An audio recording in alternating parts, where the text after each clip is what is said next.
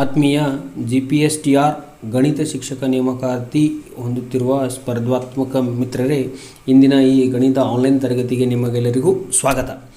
ಮೊದಲನೇದಾಗಿ ಇಂದಿನ ತರಗತಿಯಲ್ಲಿ ನಾವು GPSTR ಶಿಕ್ಷಕರ ನೇಮಕಾತಿಗೆ ಈ ಹಿಂದಿನ 2017ರಲ್ಲಿ ಕೇಳಿರುವಂತಹ ಒಂದು ಪ್ರಶ್ನೆ ಪತ್ರಿಕೆಯ 2 ಅಂಕದ ಪ್ರಶ್ನೆಗಳನ್ನು, ಕೆಲವೊಂದು ಪ್ರಶ್ನೆಗಳು 2 ಅಂಕದ ಒಟ್ಟು 10 ಪ್ರಶ್ನೆಗಳನ್ನು ಕೇಳಿದ್ದಾರೆ. ಅದರಲ್ಲಿ ಸುಮಾರು 6 ರಿಂದ 7 ಪ್ರಶ್ನೆಗಳನ್ನು ನಾವು ಬಿಡಿಸಲು ಪ್ರಯತ್ನಿಸೋಣ. ಅತಿ ಸರಳವಾಗಿರಬಹುದು ಅಥವಾ ಕೆಲವೊಬ್ಬರಿಗೆ ಅತಿ ಕಠಿಣವಾದ ಪ್ರಶ್ನೆಗಳು ಕೂಡ ಆಗಿರಬಹುದು.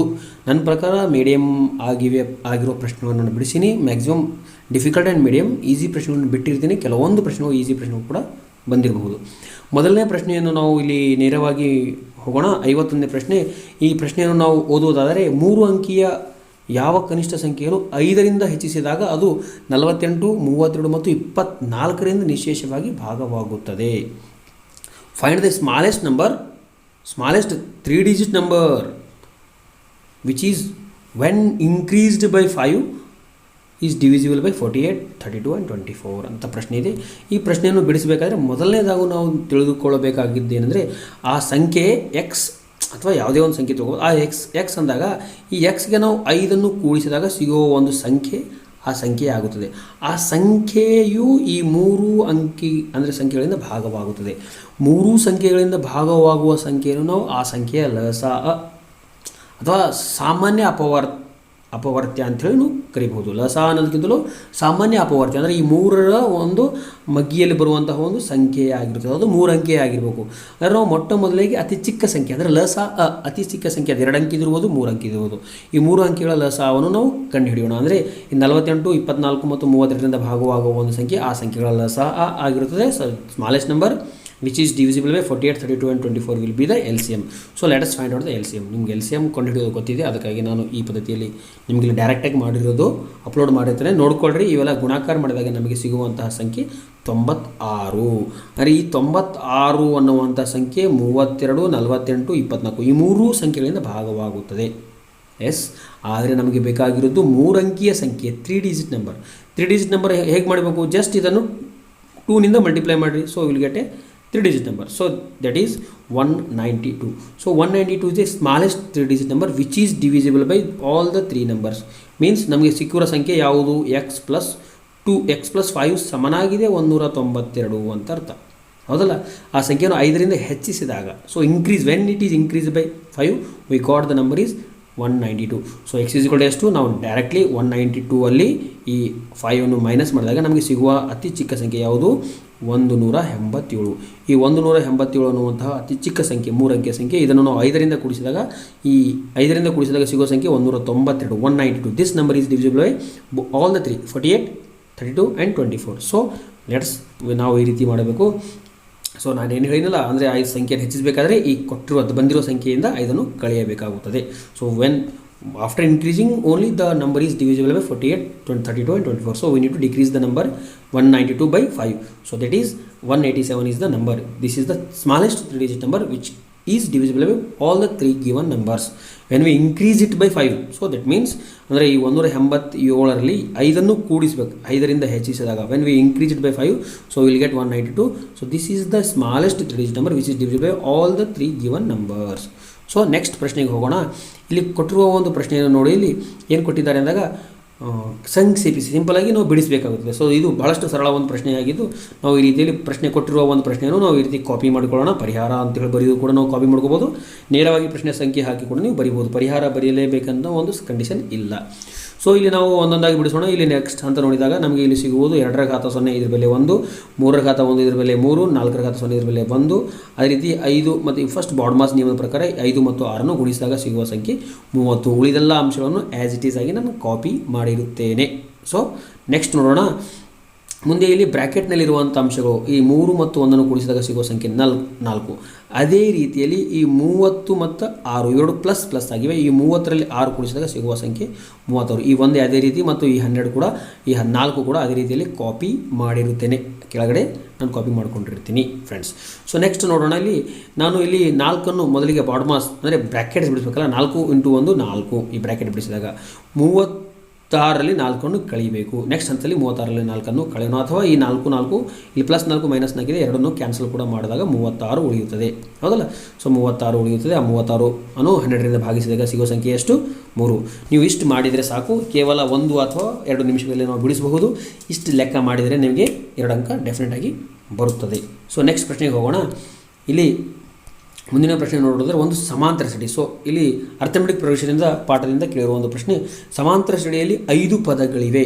ಹೌದಲ್ಲ? 5 ಪದಗಳಿವೆ. ಈ 5 ಪದಗಳಲ್ಲಿ ಕೊನೆಯ ಪದವು ಮೊದಲನೇ ಪದದ 4ರಷ್ಟಿದೆ. ಆ ಶ್ರೇಣಿಯ ಮಧ್ಯದ ಪದವು 20 ಆದರೆ ಆ ಶ್ರೇಣಿಯ ಪದಗಳನ್ನು ಕಂಡುಹಿಡಿಯಿರಿ. ಸೊ 5 ಪದಗಳನ್ನು ಕಂಡುಹಿಡಿಯಬೇಕು. there are 5 terms in an AP. Last term is 4 times of the first term and middle term is 20. Find all the terms of the arithmetic progression ಅನ್ನೋ ಒಂದು ಪ್ರಶ್ನೆ ಇದೆ. ಸೊ ಆ 5 ಪದಗಳನ್ನು ನಾವು ಈ ರೀತಿಯಲ್ಲಿ ಇಟ್ಕೊಳ್ಳೋಣ. A1, A2, A3, A4, A5 ಅಂದರೆ ಸಮಾಂತರ ಶ್ರೇಣಿಯುಳ್ಳ ಪದಗಳನ್ನು A1 ಮೊದಲನೇ ಪದ A1, ಎರಡನೇ ಪದ A2, ಮೂರನೇ ಪದ A3 ಮತ್ತು 4ನೇ 5ನೇ ಪದಗಳನ್ನು ನಾವು ಈ ರೀತಿ ಬರೆದುಕೊಳ್ಳೋಣ.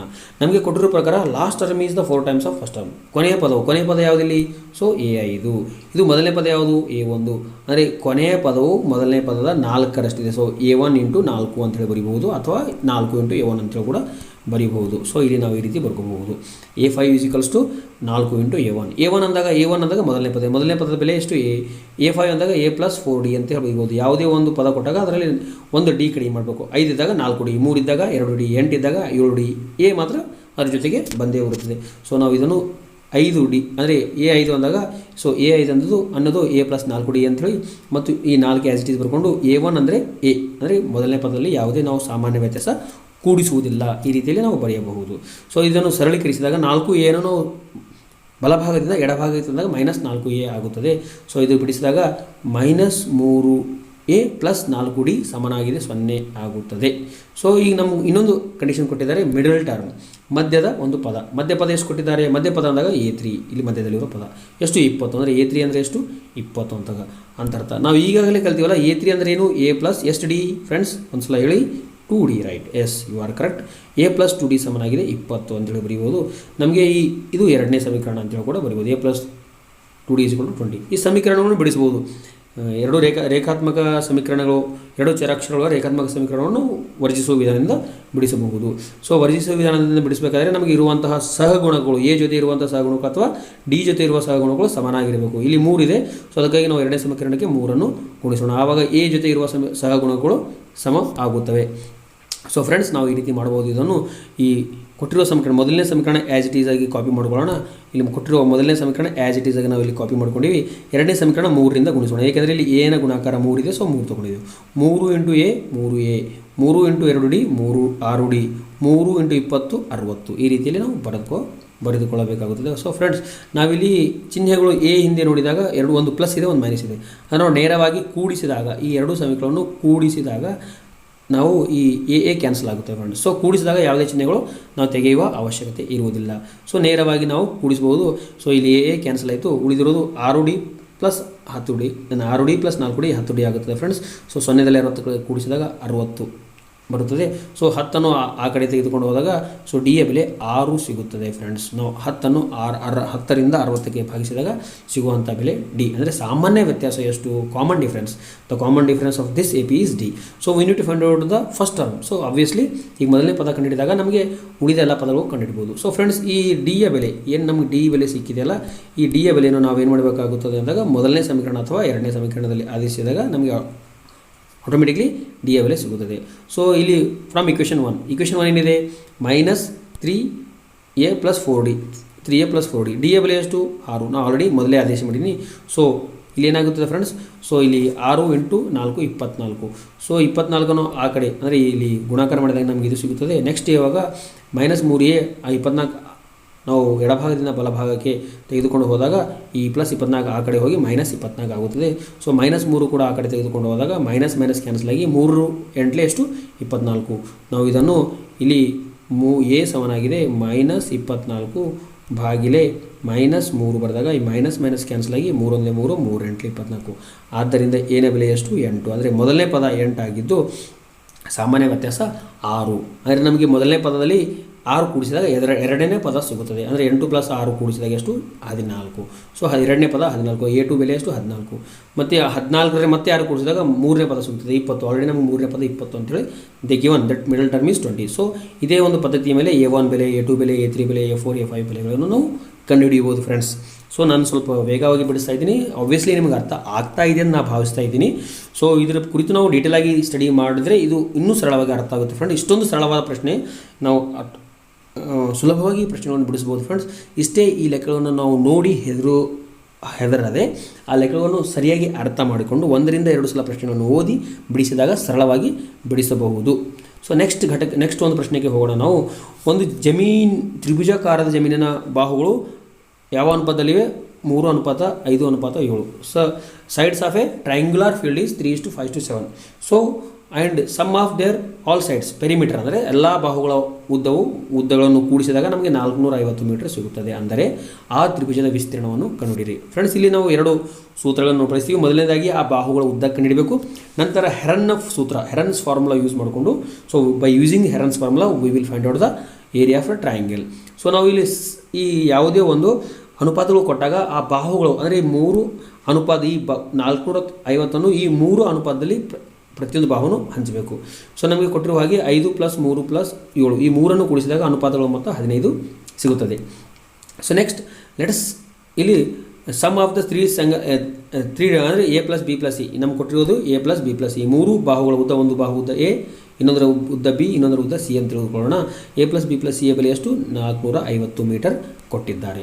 ಸೊ ಇಲ್ಲಿ ನಾವು ಏನೋ ಒಂದು ಅನುಪಾತ ನಾವು ಕಂಡುಹಿಡಬೇಕಾದ್ರೆ ಇಲ್ಲಿ ಎಗೆ ಸಂಬಂಧಿಸಿದ್ದು 3. ಸೊ A ಅಂದಾಗ 3. ಸೊ 3/15 ಎಗೆ ನಾವು ಬೆಲೆ ಕಂಡು 3/15 ಇಂಟು 450. ನಾವು ಇಲ್ಲಿ 15 1 15 15 3 15 1 15 15 3 45.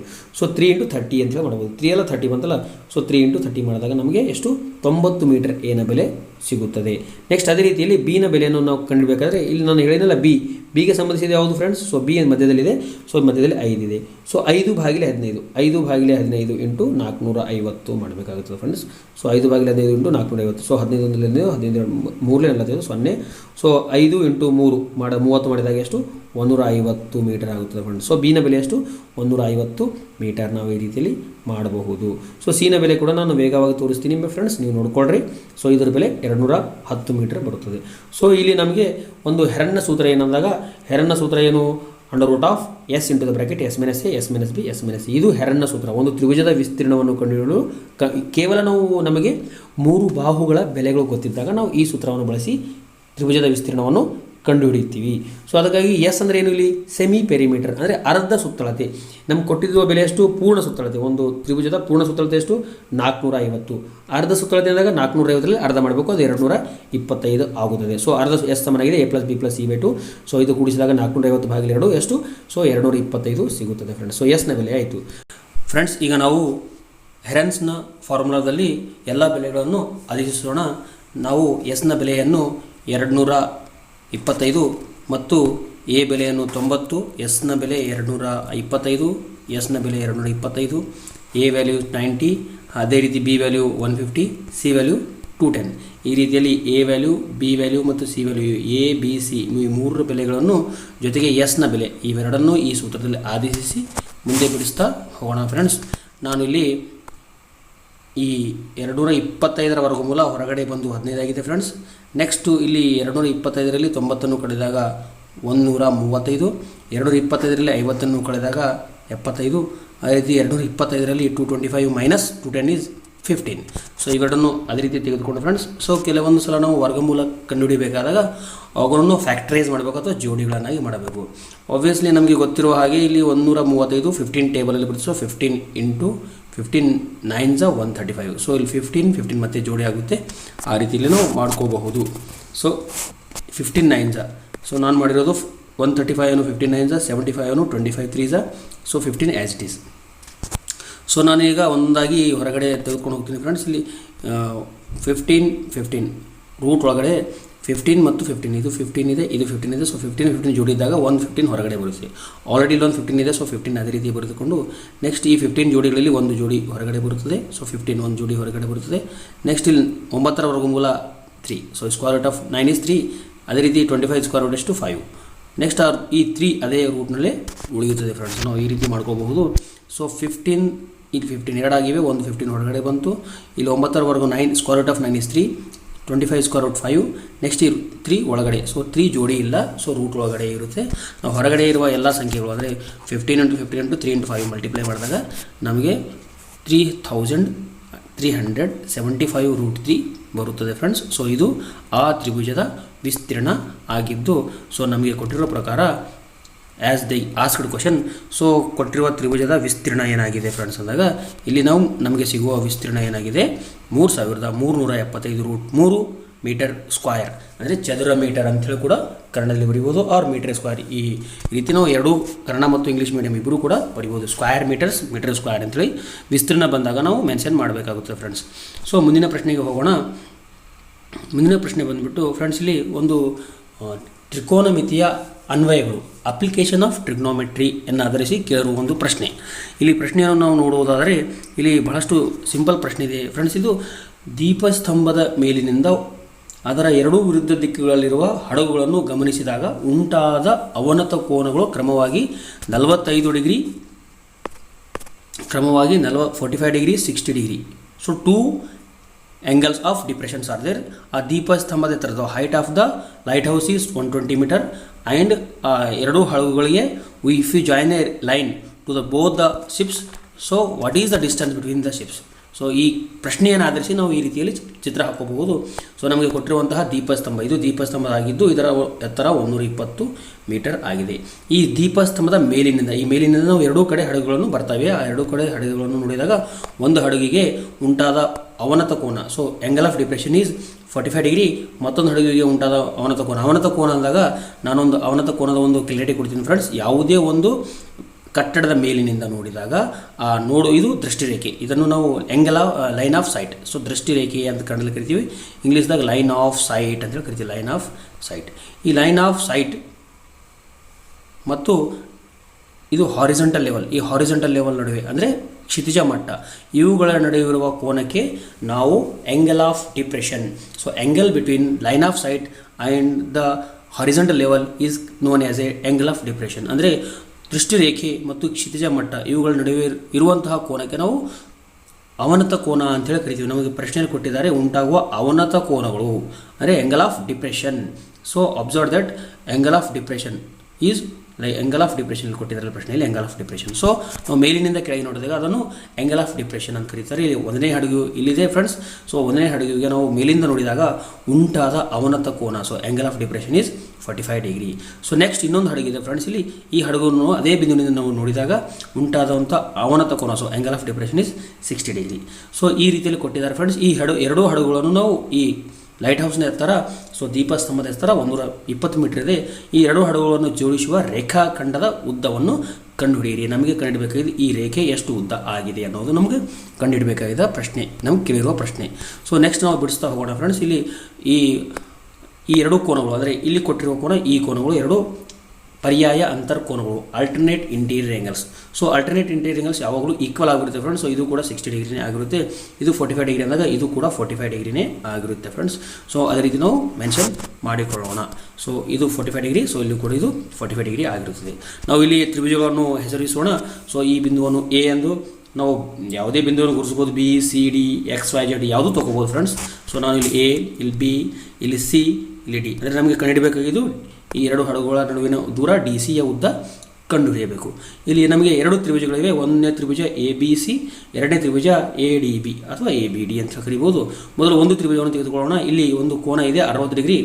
ಈ 60 ಡಿಗ್ರಿಗೆ ಅಭಿಮುಖವಾಗಿರುವ ಬಾಹು, ಈ 60 ಡಿಗ್ರಿಗೆ ಅಭಿಮುಖವಾಗಿರುವ so opposite to 60 degree is A B ಮತ್ತು adjacent to 60 degrees B C. ಅಂದರೆ ನಮಗೆ ಬಿ ಸಿಯ ಬೆಲೆ ಗೊತ್ತಿಲ್ಲ, ಎ ಬಿಯ ಬೆಲೆ ಗೊತ್ತಿದೆ. ಸೊ ಅಂದರೆ ನಮಗೆ ಗೊತ್ತಿರೋ ಬೆಲೆಯಿಂದ ಗೊತ್ತಿರಲಾರದ ಬೆಲೆ ಕಡೆ ಹೋಗಬೇಕು. ಅದಕ್ಕಾಗಿ ನಾನು ಇಲ್ಲಿ ಅಪೋಸಿಟ್, ಇದು ಅಪೋಸಿಟ್ ಆಗಿದ್ದು, ಸೊ ಇದು ಅಪೋಸಿಟ್, ಇದು adjacent. So opposite by adjacent ಇರೋದು ಟ್ಯಾನ್, ಅಂದರೆ ಟ್ಯಾನ್ ಟೀಟಾ, ಅಂದರೆ ಟ್ಯಾಂಜೆಂಟ್ ಆಫ್ ಆ್ಯಂಗಲ್ ಟೀಟಾ ಅಂತ ಕರಿಬೋದು. ಸೊ ಅದಕ್ಕಾಗಿ ನಾವು ಇಲ್ಲಿ ತ್ರಿಭುಜ ಎ ಬಿ ಸಿಯಲ್ಲಿ ನೇರವಾಗಿ ಟ್ಯಾನ್ ಎಷ್ಟು ಡಿಗ್ರಿ ಇದೆ ಇಲ್ಲಿ 60 degree. So tan 60 degree equals to opposite by adjacent. So opposite ಏನಾಗಿದೆ ಇಲ್ಲಿ ಎ ಬಿ, ಅಡ್ಜಸೆಂಟ್ ಏನಾಗಿದೆ ಬಿ ಸಿ. ಸೊ ನಾವು ಆಬ್ವಿಯಸ್ಲಿ ಇಲ್ಲಿ ಬರೆದುಕೊಳ್ಳೋಣ ಫ್ರೆಂಡ್ಸ್. ಸೊ ಟ್ಯಾನ್ 60ಯ ಬೆಲೆ ಎಷ್ಟು √3. ಟ್ಯಾನ್ 60ಯ ಬೆಲೆ ಟ್ಯಾನ್ 60 ಈಸ್ ಈಕ್ವಲ್ಸ್ ಟು ನಿಮಗೆ ಟೇಬಲ್ ನೋಡ್ಕೊ ನಾನು ಮುಂದೆ ಪಾಠ ಬಂದಾಗ ಹೇಳ್ತೀನಿ ಫ್ರೆಂಡ್ಸ್. ಸೊ ಟ್ಯಾನ್ 60 = ಅದರ ಬೆಲೆ ಎಷ್ಟು √3 ಆಗಿದೆ. ಸೊ √3 ಬೆಲೆಯನ್ನು ತುಂಬಿ ಅದೇ ರೀತಿ ಇಲ್ಲಿ ಅಪೋಸಿಟ್ ಬೆಲೆ ಎಷ್ಟು, ಅಪೋಸಿಟ್ ಅಂದಾಗ AB, ಅಡಿಷನ್ ಅಂದಾಗ BC ಆಗಿದ್ದು. ಸೊ AB/BC ಅಂತ ಹೇಳಿ ನಾವು ತುಂಬಬಹುದು. ಸೊ ನಮಗೆ ಇಲ್ಲಿ ಗೊತ್ತಿರೋ ಬೆಲೆ ಯಾವುದು, AB ಯ ಬೆಲೆ. ಸೊ AB ಯ ಬೆಲೆ ಎಷ್ಟು 120. ಈ AB ಯ ಸ್ಥಾನದಲ್ಲಿ 120 ಆದೇಶಿಸೋಣ. ಸೊ AB ಯ ಸ್ಥಾನದಲ್ಲಿ 120, BC ಆ್ಯಸ್ ಇಟ್ ಈಸ್. ನಾವು ಓರೆ ಗುಣಾಕಾರ ಮಾಡಿದಾಗ ಈ ರೀತಿಯಲ್ಲಿ ಬರುತ್ತೆ ಫ್ರೆಂಡ್ಸ್. ಸೊ BC √3 ಸ್ಥಾನದಲ್ಲಿ ಹೋಗಿ √3 BC ಸ್ಥಾನದಲ್ಲಿ ಬಂದುಬಿಡುತ್ತದೆ. So BC = 120/√3. ಯಾವಾಗಲೂ ಛೇದದಲ್ಲಿ ರೂಟ್ ಅಂದರೆ ಇರಬಾರ್ದು. So we should not have root in the denominator. So how to remove the root in the denominator means rationalize the denominator. So √3 into and √3 divide ಮಾಡ್ರಿ. So divide and multiply and divide by √3 to this given BC value. So ಈ ರೀತಿಯಲ್ಲಿ ನಾವು ಎರಡೂ ಕಡೆ multiply ಮತ್ತು divide ಮಾಡಿದಾಗ so ನಾವಿಲ್ಲಿ √3 × 120 × √3 is 120 √3 ಆಗುತ್ತದೆ. ಅದೇ ರೀತಿ √3 × √3 ಛೇದದಲ್ಲಿರುವಂತಹ √3 ಮಲ್ಟಿಪ್ಲೈ ಮಾಡಿದಾಗ 3 ಆಗುತ್ತದೆ. ಸೊ ಇಲ್ಲಿ ನಾವು ಕ್ಯಾನ್ಸಲ್ ಮಾಡ್ಬೋದು. 3 × 1 = 3, 3 × 4 = 120. ಸೊ 40. ಸೊ ನಾವು ಇಲ್ಲೇನು ಬರೀಬೇಕು 40. ಸೊ ಇಲ್ಲಿ BC = 40 √3. ಇದು BC ಯ ಬೆಲೆ. So what is the value of BC? So BC is 40 √3 metre. So ಇಲ್ಲಿ ನಾವು ಮುಂದೆ DB ಯ ಬೆಲೆ ನಮಗೆ ಕಂಡುಹಿಡಬೇಕಾಗಿದೆ. ಆದ್ದರಿಂದ ನಾವು ತ್ರಿಭುಜ DBಯು ತ್ರಿಭುಜ ADB ಯಲ್ಲಿದೆ. ಅದಕ್ಕಾಗಿ ನಾವು ಆ ತ್ರಿಭುಜವನ್ನು ತೆಗೆದುಕೊಂಡು ಇಲ್ಲಿ ಕೂಡ 45 ಡಿಗ್ರಿಗೆ ಅಪೋಸಿಟ್ ಇರೋ ಬಾಹು AB ಆಗಿದ್ದು ಅಡ್ಜಸೆಂಟ್ ಇಲ್ಲಿರೋ ಬಾಹು DB ಆಗಿದೆ. ಸೊ ನಾವು ಟ್ಯಾನ್ ತ್ರಿಭುಜ ABD ಯಲ್ಲಿ ಟ್ಯಾನ್ 45 ಡಿಗ್ರಿ ಸಮನಾಗಿದೆ AB ಭಾಗಿಲೆ DB. AB ಅಂದರೆ ಅಪೋಸಿಟ್, DB ಅಂದರೆ ಅಡ್ಜಸೆಂಟ್, ಟ್ಯಾನ್ 45. ಸೊ ಟ್ಯಾನ್ 45 ಬೆಲೆ 1, AB ಬೆಲೆ 120. ಸೊ ಭಾಗಿಲೆ DB ನಾವು ಆ್ಯಸ್ ಇಟ್ ಈಸ್ ಆಗಿ ಬೆಲೆ ತುಂಬಬಹುದು ಫ್ರೆಂಡ್ಸ್. ನಾವು ಓರೆ ಗುಣಾಕಾರ ಮಾಡಿದಾಗ DB ಯ ಬೆಲೆ 120 ಮೀಟರ್ ಸಿಗುತ್ತದೆ.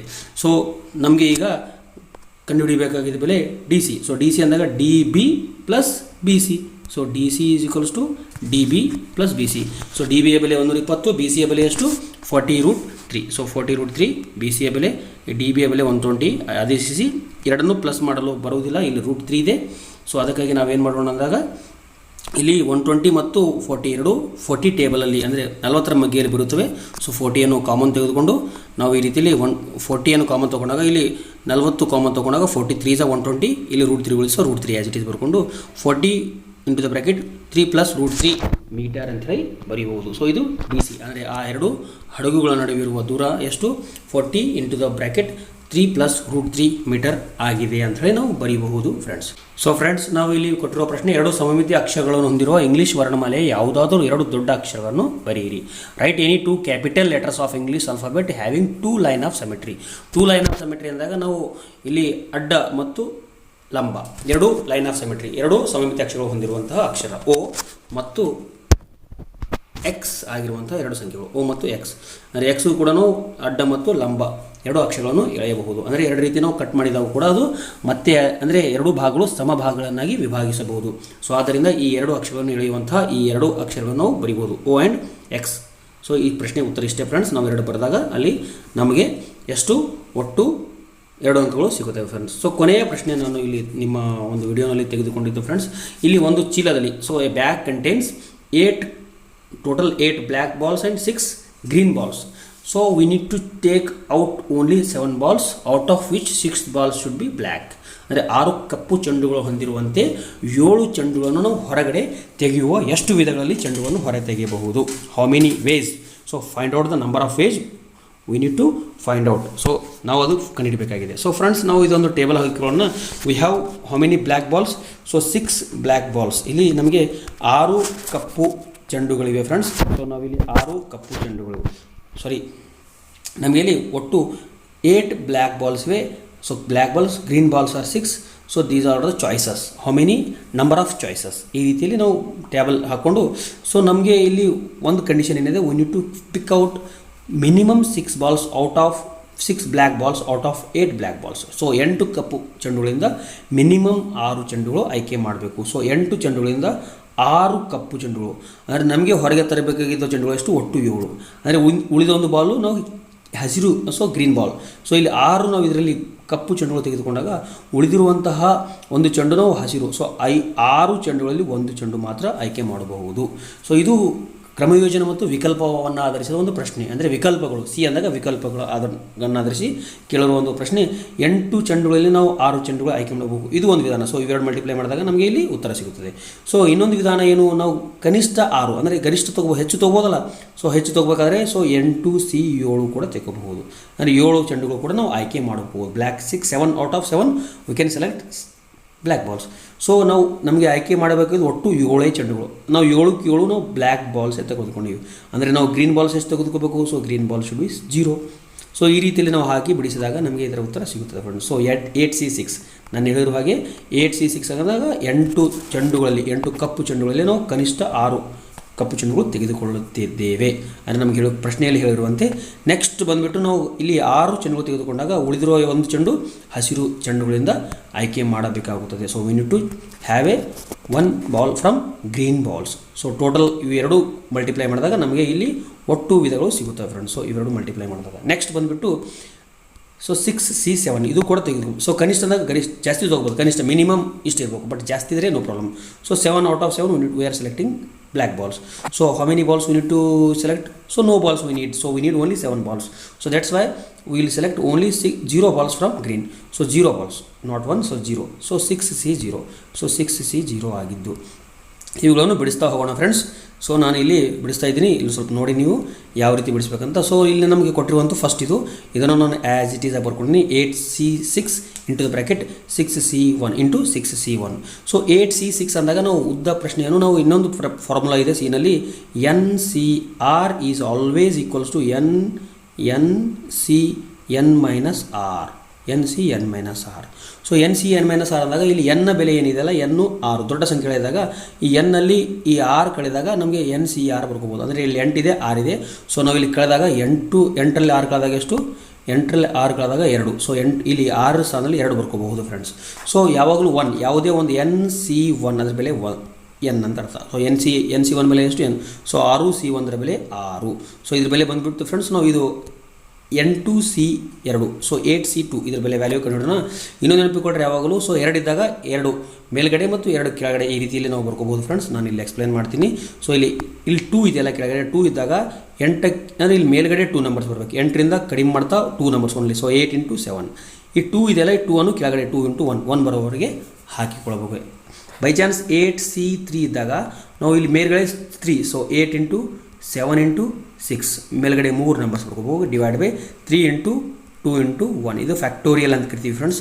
ಸೊ ಫ್ಯಾಕ್ಟೋರಿಯಲ್ ಟೈಪ್ ನೀವು ಬರೋದು. ಸೊ 2 ಇಂಟು 1 ಅಂತೇಳಿ ನೀವು ಬರ್ಕೋಬಹುದು. ಈ ರೀತಿ ಕೂಡ ಅಂದರೆ 3 ಇದ್ದಾಗ ಈ ರೀತಿ ಮಾಡ್ಕೋಬೇಕು, 2 ಇದ್ದಾಗ ಓನ್ಲಿ 2 ಇವೆರಡು ಮಾತ್ರ, ಈ ಮೇಲಿನ 2 ಕೆಳಗಿನ ಲಾಸ್ಟ್ 2. ಸೊ ಈ ರೀತಿ ಮಾಡ್ಕೊಂಡಾಗ ನಮಗೆ ಅದರ ಬೆಲೆ ಬಿಡುತ್ತೆ ಫ್ರೆಂಡ್ಸ್. ಸೊ ನಾವು ಬಿಡಿಸಿದಾಗ ಏನಾಗುತ್ತೆ ನೋಡಿ ಇಲ್ಲಿ.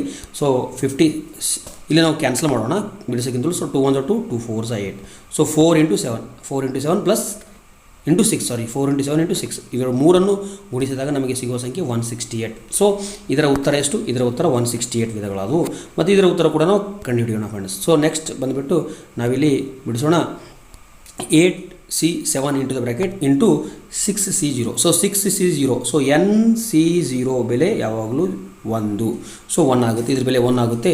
ಅದೇ ರೀತಿಯಲ್ಲಿ ಇಲ್ಲಿ 8C7 ಇದೆಯಲ್ಲ, ಸೊ 8C ಅನ್ನು 8 ಮೈನಸ್ 7 ಮಾಡಿದಾಗ 1. ಸೊ 8C1 ಆಗುತ್ತೆ ಫ್ರೆಂಡ್ಸ್. ನಾವು ಇಲ್ಲಿ ಬಿಡಿಸ್ಬೋದು 8C1 ಇಂಟು 1. ಸೊ 8 ನಾವು ಈಗ ಡಿಸ್ಕಸ್ ಮಾಡಿರುವ ಹಾಗೆ 8C1 ಬೆಲೆ 8 ಅಂದರೆ NC1 ಬೆಲೆ ಎಷ್ಟು, NC1 ಬೆಲೆ N. ಆದ್ದರಿಂದ 8C1 ಬೆಲೆ 8 ಆಗುತ್ತೆ friends. So 8. So 8 into 1 8. So ಇದರ ಉತ್ತರ ಇವೆರಡರ ಉತ್ತರ ನಮಗೆ ಸಿಕ್ಕಿವೆ ಫ್ರೆಂಡ್ಸ್. ಇವೆರಡು ಉತ್ತರಗಳನ್ನು ಆ್ಯಡ್ ಮಾಡಿದಾಗ ನಮಗೆ ಒಟ್ಟು ಆಯ್ಕೆಗಳು. So total choices, how many ways. So total number of ways by which we can select the 7 balls, out of which minimum 6 balls it should contain minimum 6 black balls. So total are there. So 168 plus 8 is equals to 176.